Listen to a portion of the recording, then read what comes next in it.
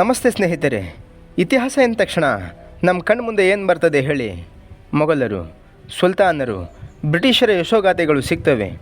ಆದರೆ ನಮ್ಮ ಇತಿಹಾಸದ ಪುಟಗಳಲ್ಲಿ ನಮ್ಮ ರಾಜರ, ವೀರ ಸ್ವಾತಂತ್ರ್ಯ ಹೋರಾಟಗಾರರ ಕೆಲವೊಬ್ಬರ ಹೆಸರು ಮಾತ್ರ ಓದಲಿಕ್ಕೆ ಸಿಗೋದು.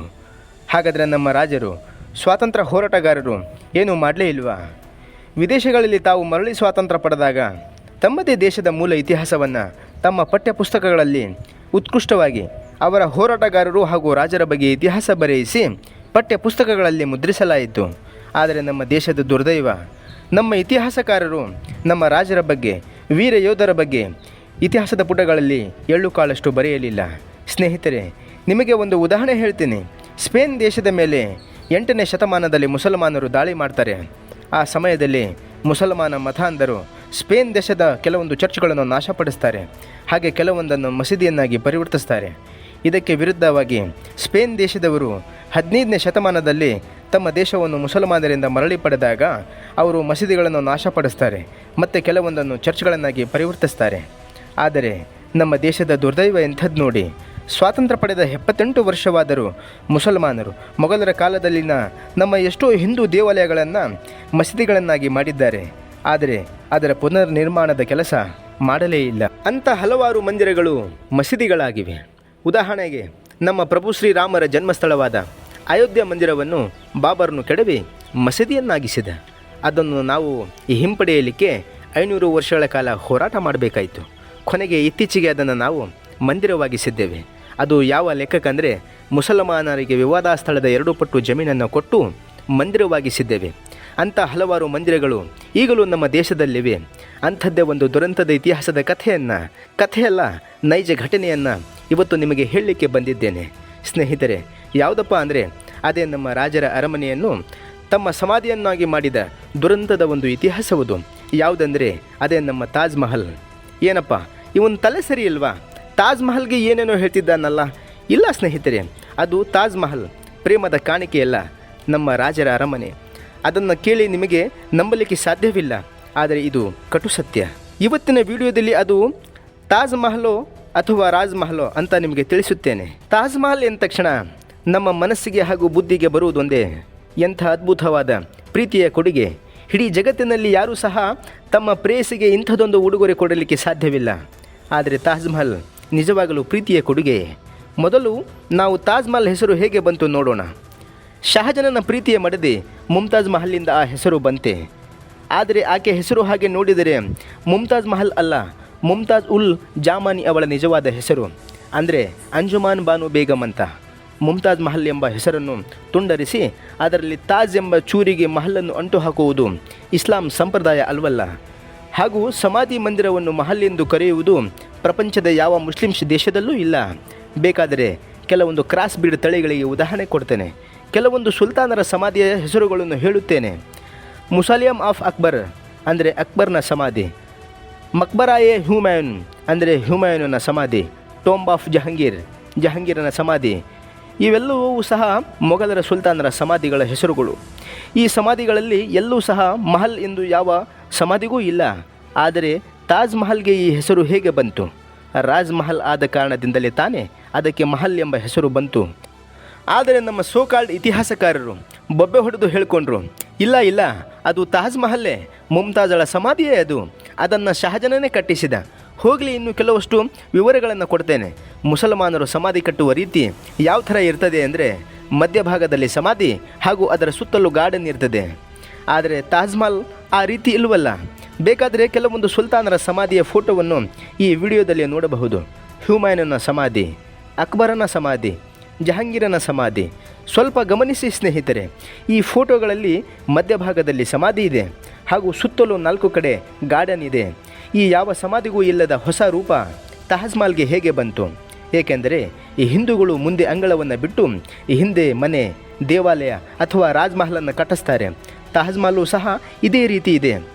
ಬೇಕಾದರೆ ಈ ಫೋಟೋದಲ್ಲಿ ಗಮನಿಸಬಹುದು, ಮುಂದಗಡೆ ಗಾರ್ಡನ್, ಈ ಹಿಂದೆ ರಾಜ್ ಮಹಲ್ ಇದೆ. ಇವು ಸಹ ನಮ್ಮ ಇತಿಹಾಸಕಾರರು ಕಣ್ಣಿಗೆ ಕಾಣುವುದಿಲ್ಲ. ತಾಜ್ ಮಹಲಿನ ಎಡಬಲ ಭಾಗದಲ್ಲಿ ಸಂಗೀತ ಶಾಲೆಗಳಿವೆ. ಮಸೀದಿಯ ಮುಂದೆ ಸಂಗೀತ ವಾದ್ಯವನ್ನು ಮೊಳಗಿಸುವುದನ್ನೇ ಮುಸಲ್ಮಾನರು ಹರಾಮ್ ಎಂದು ಪರಿಗಣಿಸ್ತಾರೆ. ಹಾಗಿರುವಾಗ ಮಸೀದಿ, ಸಮಾಧಿ, ಮಂದಿರಗಳಿರುವ ಕಡೆ ಸಂಗೀತ ಶಾಲೆಗೆ ಏನು ಕೆಲಸ? ಪಾಪ ಶಹಜನನ ಪ್ರೀತಿಯ ಮಡದಿ ಅಂಜುಮಾನ್ ಬಾನು ಬೇಗಂ ಅಂದರೆ ಬೇರೆ ಏನು ತಿಳ್ಕೊಬೇಡ್ರಿ, ಅದೇ ಮುಮ್ತಾಜ್ ಮಹಲಳ ಹೆಸರು. ಪಾಪ ಅವಳಿಗೆ ಸಮಾಧಿಯಲ್ಲಿ ಒಬ್ಬಳೇ ಇದ್ದು ಬೇಸರ ಆಗಿರಬಹುದು. ಆಗ ಶಹಜನನ ಕನಸಲ್ಲಿ ಬಂದು ಒಂದು ಸಂಗೀತ ಶಾಲೆ ಕಟ್ಟಿಸಲು ಹೇಳಿರಬಹುದು. ಆದ ಕಾರಣ ಶಹಜನ್ ತನ್ನ ಧರ್ಮದ ಖುರಾನನ್ನೇ ಲೆಕ್ಕಿಸದೆ ಸಂಗೀತ ಹರಾಮೆಂದು ಗೊತ್ತಿದ್ದರೂ ಸಹ ತನ್ನ ಮಡದಿಗೆ ಸಂಗೀತ ಶಾಲೆಯನ್ನು ನಿರ್ಮಿಸಿದ. ಎಂಥ ಅದ್ಭುತವಾದ ಕಥೆ ಮಾರಾಯರೆ.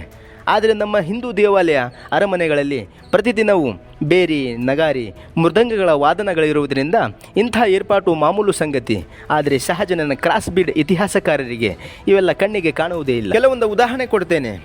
ಮೌಲ್ವಿಯಾದ ಮೊಯ್ನುದ್ದೀನ್ ಅವನ ಪ್ರಸಿದ್ಧ ಗ್ರಂಥವಾದ the Taj and its environments ಅದರಲ್ಲಿ ಹೀಗೆಂದು ಬರೆದಿದ್ದಾನೆ: ಸುಲ್ತಾನರ ಸಮಾಧಿಗಳ ಹಿಂದೆ 14 ಕೊಠಡಿಗಳಿವೆ. ಕಲ್ಲು ಚಪ್ಪಡಿಗಳಿಂದ ಅಲ್ಲಿಗೆ ಹೋಗುವ ಮೆಟ್ಟಿಲುಗಳ ದಾರಿ ಮುಚ್ಚಿದೆ ಎಂದು. ನೆಲಮಾಳಿಗೆಯಲ್ಲಿ ಅಷ್ಟು ಕೊಠಡಿಗಳು ಏಕೆ ಕಟ್ಟಿದ್ದಾರೋ ಅರ್ಥವಾಗಲಿಲ್ಲವೆಂದು ಮೌಲ್ವಿ ಮೊಯ್ನುದ್ದೀನ್ ಬರೆದಿದ್ದಾನೆ. ಹಾಗೂ 3ನೇ ಅಂತಸ್ತಿನಲ್ಲಿ 4 ಕೊಠಡಿಗಳ ಸಮುಚ್ಛಾಯಗಳಿವೆ. ಆ ಅಂತಸ್ತಿನ ಮೂಲೆಗಳಲ್ಲಿ ಅಷ್ಟಭುಜಾಕಾರದ ಕೊಠಡಿಗಳಿವೆ. ಒಂದೊಂದಕ್ಕೆ 4 ಬಾಗಿಲುಗಳಿವೆ. 4 ಸೋಪಾನ ಮಾರ್ಗಗಳಿವೆ.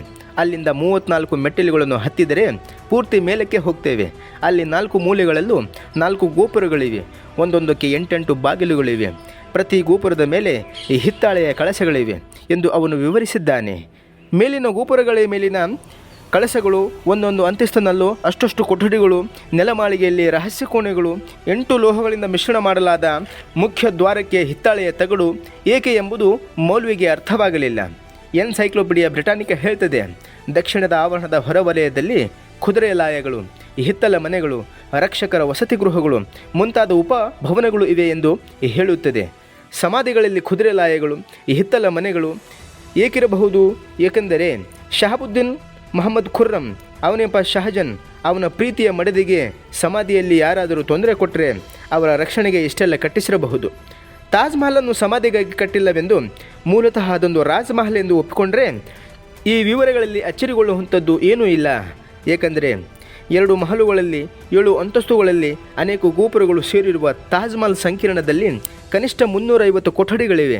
ರಕ್ಷಕರ ಕೊಠಡಿಗಳು, ಅತಿಥಿ ಗೃಹಗಳು, ಹಲವು ಜಂಟಿ ಕೋಣೆಗಳು ಈ ಎಲ್ಲವೂ ರಾಜ್ ಮಹಲ್ಗಳಲ್ಲೇ ಇರುವಂತೆ ಇವೆ. ಆದರೆ ಶಹಜಾನ್ ಮಧ್ಯೆ ಪ್ರವೇಶಿಸಿದ್ದು ಎಲ್ಲಿ ಅಂತ ಇತಿಹಾಸಕಾರರೇ ಹೇಳಬೇಕು. ಅಯ್ಯೋ, ನಾನು ಇನ್ನೊಂದು ವಿಷಯ ಮರ್ತೆ. ನಾನು ಮೊದಲೇ ಹೇಳಬೇಕನ್ಕೊಂಡಿದ್ದೆ. ಹೋಗಲಿ, ಇವಾಗ ಹೇಳ್ತೀನಿ. ಹೌದು, ಶಹಜಾನನಿಗೆ ಎಷ್ಟು ಹೆಂಡತಿಯರು? ಒಬ್ಬಳೇ ಇರಬಹುದು. ಅದಕ್ಕೆ ಅವಳ ಸಮಾಧಿಯ ಮೇಲೆ ಜಗತ್ತಿನಲ್ಲಿ ಯಾರೂ ತನ್ನ ಪ್ರೇಯಸಿಗೆ ಕಟ್ಟಿಸಲಾರದಂಥ ಸೌಧವನ್ನು ಕಟ್ಟಿಸಿದ. ಹೌದು, ನಿಜವಾಗಲೂ ಶಹಜಾನನಿಗೆ ಒಬ್ಬಳೇ ಹೆಂಡತಿಯ? ಆದರೆ ಇತಿಹಾಸಕಾರರು ಕೆಲವೊಬ್ಬರು 6, ಕೆಲವೊಬ್ಬರು 9 ಎಂದು ಹೇಳ್ತಾರೆ. ಇತಿಹಾಸಕಾರರಿಗೆ ತಲೆ ಸರಿವೆ ಇಲ್ಲವೇನೋ? ಪಾಪ ಶಹಜಾನನಿಗೆ ಕೇವಲ 4 ಜನ ಹೆಂಡತಿಯರು. ಹಾಗಾದರೆ ಮುಮ್ತಾಜ್ ಮಹಲ್ ಎಷ್ಟನೆಯವಳು? ಮೋಸ್ಟ್ಲಿ ಕೊನೆಯವಳಿರಬಹುದು ಎಂದು ಅಂದ್ಕೊಂಡ್ರೆ, ಆದರೆ ಆಕೆ ಎರಡನೆಯ ಹೆಂಡತಿ. ಎರಡನೆಯ ಹೆಂಡತಿ ಮೇಲೆ ಇಷ್ಟೊಂದು ಪ್ರೀತಿ ಇರುವಾಗ ಮತ್ತೆರಡು ಮದುವೆಯಾಗಿದ್ದು ಏಕೆ? ಚರ್ಮದ ತೆವಲಿಗೆ ಇರಬಹುದು. ಶಹಜಾನ್ ಮೊದಲು ಮದುವೆಯಾಗಿದ್ದು 1610 ಕಂದರಿ ಬೇಗಮನ್ನು, ಮತ್ತೆ ಎರಡನೆಯ ಮದುವೆಯಾಗಿದ್ದು 1612 ಮುಮ್ತಾಜ್ ಮಹಲನ್ನು, ಮತ್ತು ಮೂರನೆಯ ಮದುವೆಯಾಗಿದ್ದು 1617 ಅಕ್ಬರಾಬುದ್ದೀನ್ ಬೇಗಂ. ಇದನ್ನು ನಾನು ಹೇಳಲಿಲ್ಲ ಮಾರಾಯರೆ, ಇತಿಹಾಸದ ಪುಸ್ತಕಗಳಲ್ಲಿ ನೀವೇ ಹೋಗಿ ನೋಡಬಹುದು. ಹೌದು, ಶಹಜಾನನ ಅತ್ಯಂತ ಪ್ರೀತಿಸಿದ ಹೆಂಡತಿ ಸತ್ತದ್ದು ಹೇಗೆ? ತನ್ನ ಪ್ರೀತಿಯ ಗಂಡನಿಗೋಸ್ಕರ 14ನೇ ನಂಬರಿನ ಮಗುವಿನ ಹೆರಿಗೆಯಲ್ಲಿ ಸತ್ತದ್ದು. ಏನು, ಮುಮ್ತಾಜಳು 14ನೇ ಮಗುವಿನ ಹೆರಿಗೆಯಲ್ಲಿ ಸತ್ತದ್ದೇ? ಇದು ಪ್ರೀತಿಯೋ ಕಾಮವೋ ಎಂದು ಇಲ್ಲೇ ಗೊತ್ತಾಗ್ತದೆ. ಅದು ನಮ್ಮ ಇತಿಹಾಸಕಾರರ ಕಣ್ಣಿಗೆ ಕಾಣುವುದಿಲ್ಲ. ಮೋಸ್ಟ್ಲಿ ಮುಸಲ್ಮಾನ ಸುಲ್ತಾನರ ಪ್ರೀತಿ ಈ ರೀತಿ ಮಾಡ್ತಾರೇನೋ. ನಮ್ಮ ಇತಿಹಾಸಕಾರರು ಬೊಬ್ಬೆ ಹೊಡೆದು ಹೇಳ್ಕೊಳ್ತಾರೆ, ತಾಜ್ ಮಹಲನ್ನು ಶಹಜಾನೇ ಕಟ್ಟಿಸಿದ. ಆದರೆ ನ್ಯೂಯಾರ್ಕಿನ ಒಬ್ಬ ಪ್ರೊಫೆಸರ್ ಮಾರ್ವಿನ್ ಮಿಲ್ಲರ್ ಎಂಬಾತ ನದಿಯ ಕಡೆ ಇರುವ ದ್ವಾರಗಳ ಪೈಕಿ ಒಂದು ದ್ವಾರದಿಂದ ಸ್ಯಾಂಪಲ್ ಸಂಗ್ರಹಿಸಿ ಕಾರ್ಬನ್ ಡೇಟಿಂಗ್ ಮಾಡಿಸ್ತಾನೆ. ಅದರಲ್ಲಿ ಅವನು ಹೇಳ್ತಾನೆ, ಇದು ಶಹಜಾನನಿಗಿಂತ 300 ವರ್ಷ ಹಳೆಯದು ಎಂದು. ಶಹಜಾನ್ ಕಟ್ಟಿಸಿದ್ದೇ ಆದರೆ ಕಾರ್ಬನ್ ಡೇಟಿಂಗ್ ಪ್ರಕಾರ ಅವನ ಕಾಲಕ್ಕೆ ಸರಿಸಮವಾಗಿ ಬರಬೇಕಾಗಿತ್ತಲ್ಲ. ಯಾಕಂದರೆ ಅವನು ಅದನ್ನು ಕಟ್ಟಿಸಿದ್ದಲ್ಲ, ಅದನ್ನು ರಜಪೂತ ರಾಜವಂಶಸ್ಥರು ಕಟ್ಟಿಸಿದ್ದು. ಇವೆಲ್ಲ ಪಕ್ಕಕ್ಕೆ ಇಡಿ, ಕೆಲವೊಂದು ಫೋಟೋಗಳನ್ನು ತೋರಿಸ್ತೇನೆ, ಸರಿಯಾಗಿ ಗಮನಿಸಿ. ತಾಜ್ ಮಹಲ್ ಗೋಡೆಗಳ ಮೇಲಿನ ಹೂವುಗಳಲ್ಲಿ ಓಂ ಆಕೃತಿ, ವಿಶಿಷ್ಟ ವೈದಿಕ ಶೈಲಿಯ ಕಾರಿಡಾರ್ಗಳು, ಪ್ರವೇಶ ದ್ವಾರದ ತುದಿಯಲ್ಲಿ ಕೆಂಪು ಕಮಲ, ಅಂಗಳದಲ್ಲಿ ಕೆತ್ತಿದ ಶಿಖರದ ಮಾದರಿ, ಬೀಗ ಹಾಕಿದ ಕೋಣೆಯ ಛಾವಣಿಯ ಮೇಲೆ ವೈದಿಕ ವಿನ್ಯಾಸ ಎಷ್ಟೆಲ್ಲ ಪುರಾವೆಗಳಿದ್ದರೂ ನಮ್ಮ ಎಡಬೆಡಂಗಿ ಇತಿಹಾಸಕಾರರಿಗೆ ಅದು ಸಮಾಧಿ ಮಂದಿರವೆಂದೇ ಕಾಣಿಸ್ತದೆ. ನಾಚಿಕೆಯಾಗಬೇಕು. ನೀವು ಕೇಳಬಹುದು, ಹೌದಪ್ಪ, ತಾಜ್ ಮಹಲನ್ನು ನಿಜವಾಗಲೂ ಹಿಂದೂ ರಾಜರೇ ಕಟ್ಟಿಸಿದ್ದೇ ಆಗಿದ್ದರೆ ಯಾಕೆ ಮುಸಲ್ಮಾನರ ರೀತಿ ಕಟ್ಟಿಸಿದ್ದು? ಯಾಕಂದರೆ ತಾಜ್ ಮಹಲನ್ನು ಕಟ್ಟಿಸಿದ್ದು ರಾಜಸ್ಥಾನದ ರಾಜರುಗಳು. ರಾಜಸ್ಥಾನದ 62% ಭೂಭಾಗ ಮರುಭೂಮಿಯಾದ ಕಾರಣ ಅಲ್ಲಿನ ರಾಜರುಗಳು ಡೋಮಿನ ಆಕಾರದ ಅರಮನೆ ದೇವಾಲಯಗಳನ್ನು ಕಟ್ಟಿಸುತ್ತಾರೆ. ಕಾರಣ ಮರುಭೂಮಿಯ ಕಡೆ ಕೆಲವೊಂದು ಸಲ ವಿಪರೀತ ಗಾಳಿ ಏಳ್ತದೆ. ಗಾಳಿಯ ಜೊತೆಗೆ ಮರುಭೂಮಿಯ ಮರಳು ಸಹ ಹಾರಿ ಬರ್ತದೆ. ಆ ಮರಳು ಅರಮನೆ ಹಾಗೂ ಮಂದಿರಗಳ ಮೇಲೆ ಶೇಖರಣೆಯಾಗದ ರೀತಿ ಅದು ಕೆಳಗೆ ಜಾರಿ ಹೋಗಲು ಡೋಮಿನ ಆಕಾರದಲ್ಲಿ ಕಟ್ಟಿಸ್ತಾರೆ. ಬೇಕಾದರೆ ಈ ಫೋಟೋಗಳಲ್ಲಿ ರಾಜಸ್ಥಾನದ ಅರಮನೆಗಳನ್ನು ನೋಡಬಹುದು. ಇಷ್ಟೊತ್ತು ನಾನು ಹೇಳಿದ ಎಲ್ಲ ಪುರಾವೆಗಳನ್ನು ಪಕ್ಕಕ್ಕಿಡೋಣ.